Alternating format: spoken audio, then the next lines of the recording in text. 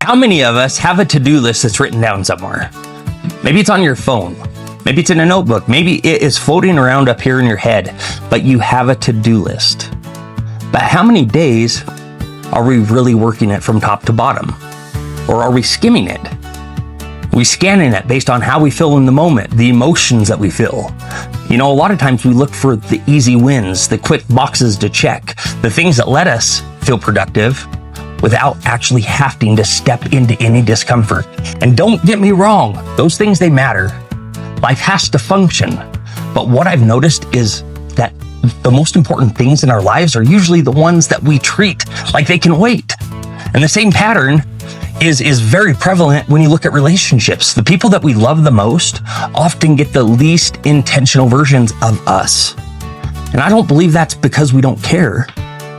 I think it's because we're comfortable. We assume that no matter how we treat them, they're going to still be around. So we put them last. We do the same thing when it comes to prayer and our time with God. We do the same thing when it comes to structure. We do the same thing with the disciplines that actually set the direction of our life. We tell ourselves we're going to get around to them later. But later is when emotion is louder, and then clarity costs more. The longer the day goes on, the more your mind wants comfort over conviction. That's why winning the day starts early, before emotion gets a vote, before distraction gets to set the agenda. That's why in my life, I pre-decide as much as I possibly can. I lay out my clothes the night before, so I'm not having to negotiate with myself in the morning. I already know what I'm going to wear. I lay out a bowl and a spoon or a plate and a knife, depending on what I'm going to eat in the morning. If I'm going to have oatmeal or if I'm going to have a bagel and cream cheese. They're small things, yeah, but they matter.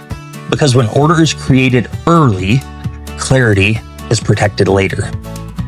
Scripture says it very simply. It says, teach us to number our days, that we may gain a heart of wisdom. Wisdom's not dramatic. It is disciplined. It's choosing what matters most before comfort dulls your intention. That's the unshakable life. You don't lose alignment all at once. You drift when you keep telling yourself what matters most can wait.